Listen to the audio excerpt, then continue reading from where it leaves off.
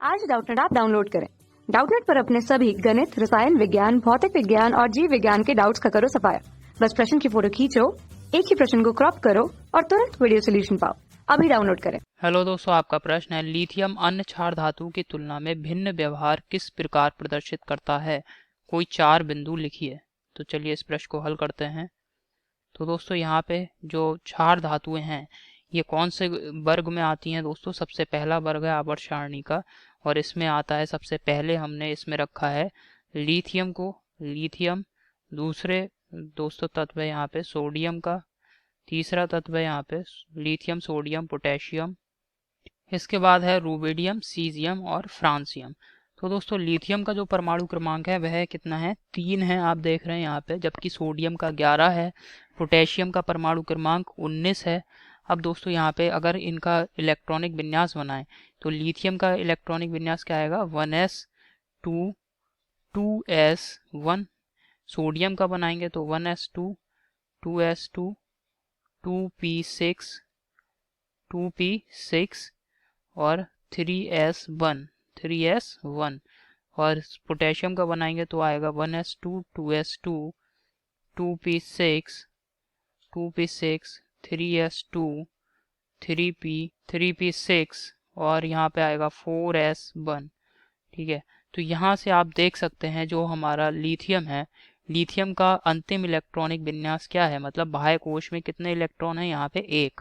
ठीक है, और यहाँ पर आप देखेंगे जो सोडियम है इसके बाह्य कोश में आप देख रहे हैं, इसके बाह्य कोश में भी 1 इलेक्ट्रॉन है और पोटेशियम के भी बाह्य कोश में 1 इलेक्ट्रॉन है। जबकि आप देखेंगे यहाँ पे ये जो बाह्य कोश है लिथियम की में मुख्य जो कोश की संख्या है, बाह्य कोश की संख्या यहाँ पे 2 है, सोडियम में यहाँ पे 3 है, जबकि पोटेशियम में यहाँ पे 4 हो गई है। यानी कोशों की संख्या को अगर देखें तो ये जो जैसे हमारा नाभिक है, तो लिथियम के केस में दोस्तों पहली कोश दूसरी कोश, पहली कोश में 2 इलेक्ट्रॉन, दूसरी कोश में 1 इलेक्ट्रॉन। अब अगर हम सोडियम के केस में देखें तो यहाँ पे 3 कोश हो जाएंगी, 3 कोश हो जाएंगी।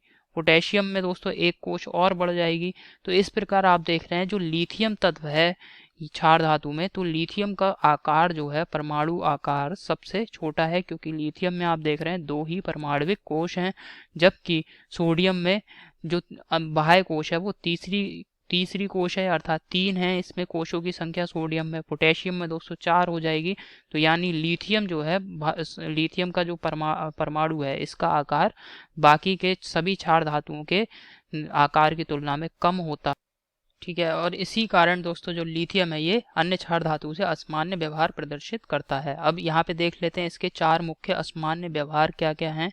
4 मुख्य असामान्य व्यवहार, मुख्य असामान्य व्यवहार, असामान्य व्यवहार। ठीक है, तो सबसे पहला मुख्य असामान्य व्यवहार है दोस्तों भौतिक अवस्था का। यहाँ पे दोस्तों भौतिक अवस्था में हम देखेंगे कठोरता।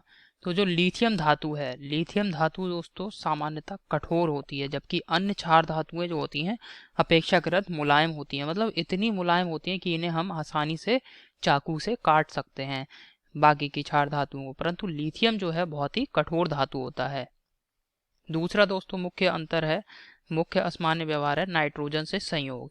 तो जो लिथियम है ये दोस्तों एक अकेली ऐसी क्षार धातु है जो कि नाइट्रोजन से सीधे संयोग करके नाइट्राइड बनाती है। ठीक है, जबकि बाकी की जो क्षार धातुएं जैसे सोडियम है, पोटेशियम है, सीजियम है, ये दोस्तों नाइट्रोजन से सीधे संयोग नहीं करती हैं। ठीक है, जैसे यहाँ पे हमने एक अभिक्रिया भी दिखाई है किस प्रकार से लिथियम जो है नाइट्राइड बनाता है नाइट्रोजन से। यहाँ पे अभिक्रिया है 6Li + N2 और इससे बन रहा है 2Li3N2। ये दोस्तों यहाँ पे लिथियम का नाइट्राइड है, लिथियम नाइट्राइड। तो यहाँ पे आप देख रहे हैं लिथियम जो है सीधे नाइट्रोजन से संयोग कर रहा है, जबकि बाकी के क्षार धातु वो सीधे संयोग नहीं करेंगे, वो कुछ इस प्रकार संयोग कर सकते हैं जैसे कोई नाइट्राइड ऐसा पदार्थ जिसमें कि नाइट्रोजन उपस्थित है। तो अगर दोस्तों को जो क्षार धातु है वो उस पदार्थ से संयोग कर रहे हैं, तब दोस्तों उस पदार्थ में जो नाइट्रोजन है वह उस परमाणु के साथ संयोग करके, क्षार धातु से संयोग करके जो है अपना नाइट्राइड बना दे। तो ये दोस्तों सीधे संयोग नहीं कहलाता है। तो यहाँ पे परंतु जो लिथियम है वो एक ऐसी क्षार धातु है जो कि नाइट्रोजन से सीधे संयोग करके नाइट्राइड बना सकती है। अब दोस्तों तीसरा मुख्य असामान्य व्यवहार है वायु से क्रिया। वायु से क्रिया, तो लिथियम धातु क्या होती है, लिथियम सुगमता से वायु से क्रिया नहीं करती है, जबकि अन्य क्षार धातु वायु से सुगमता से क्रिया कर लेती हैं। सुगमता से मतलब यहाँ पे हो सकता है कि जो लिथियम है उसको वायु से क्रिया कराने के लिए हमें उच्च ताप की आवश्यकता हो या उच्च बहुत अधिक दाब लगाना पड़े तो वायु के ऊपर। तो ये सभी दोस्तों क्या है, असामान्य व्यवहार है, मतलब बहुत ही यहाँ पे आसानी से अभिक्रिया नहीं हो पाएगी इन सभी जो परिस्थिति हैं इनको उत्पन्न करने के लिए। तो इस वजह से दोस्तों यहाँ पे कहा गया है कि जो लिथियम है वो सुगमता से वायु से क्रिया नहीं करता है, जबकि अन्य क्षार धातुएं जो हैं वो सुगमता से वायु से क्रिया करती हैं और क्रिया करके क्या बना लेती हैं, हाइड्रोक्साइड, ऑक्साइड, कार्बोनेट, ये सभी यौगिक बनाते हैं। अब दूसरा इसके बाद दोस्तों यहाँ पे दिया है हाइड्राइड।